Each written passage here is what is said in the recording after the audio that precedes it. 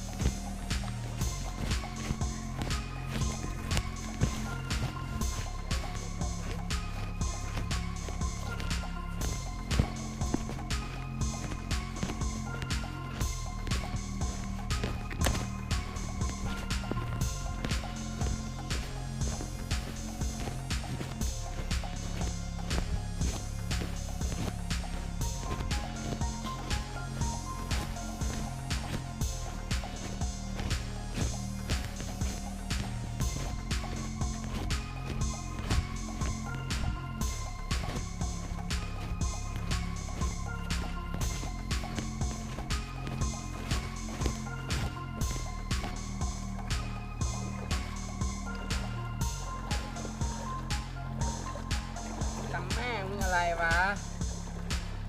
เสียโป้เลยมึงได้มึงได้ทำไหนติดคนไหนติดยากูเกลียนที่สุดเลยแจกไปเลยเรื่องคนที่บอกเนี่ยก่อน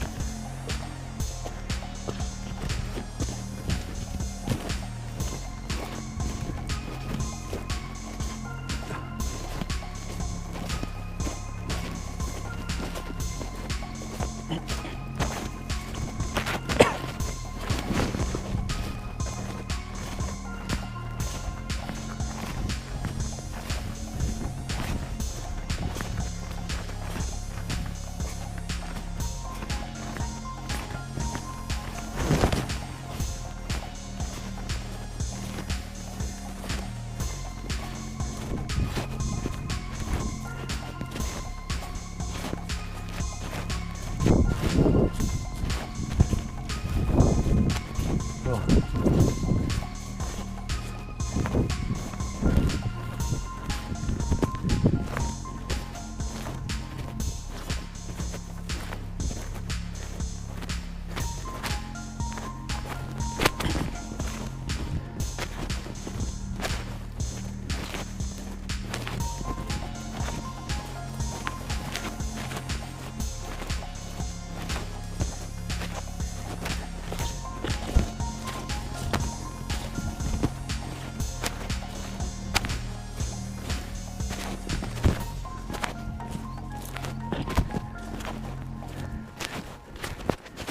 านทงผ่านให้เนาะให้ของประชาชน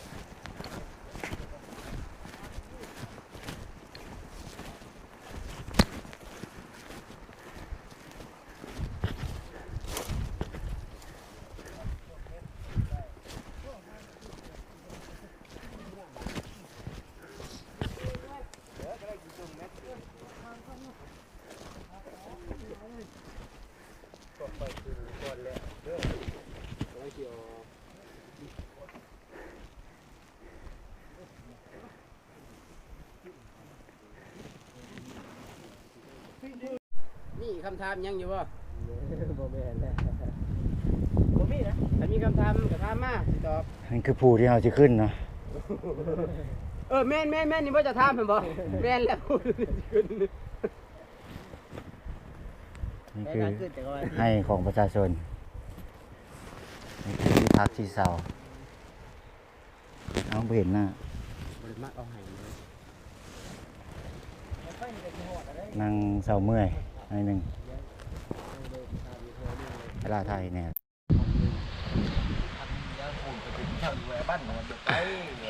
บ่ไปว่า นี่เนาะคือทีมงานเฮาเนาะที่ว่าเมื่อยแล้วก็พักผ่อนเนาะเอาแห้งก่อนจะขึ้นผู้ที่ว่าสูงสั้นนะนี่นะคือหน่วยนี่ที่ว่าสูงสมควรเนาะแต่ว่าอุปกรณ์เครื่องพ่อนี่มันก็นักสมควรต้องได้เก็บเพื่อเก็บแห้งก่อนนี่สิขึ้นนี่เนาะ เขาอยู่ตาทิมแล้วถอด เศร้า มันต้องเว้าคืออยู่นักข่าวข่าวสตาร์ใส่ดีครับเดี๋ยวนะ นั่งพักเสาเมื่อยทำกลางสายน้ำเด็ดตา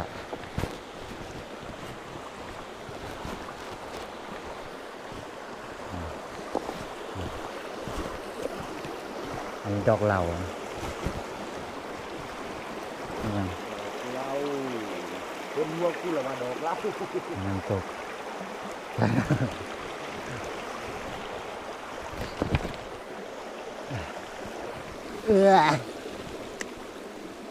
น้อยจังไทยคุณผู้คนจะแบนมั้ง กระท่ายน้ำลำตัว เนี่ยมองมาโต๊ะแม่น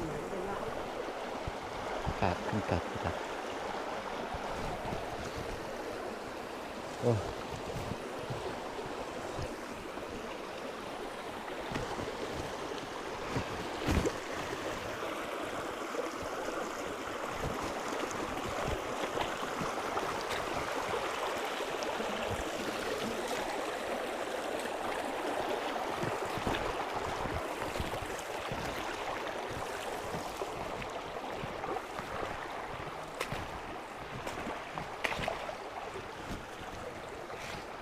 ท่ามกลางสายน้ำตกก็ยังผ่ากัดกลนอยู่จัก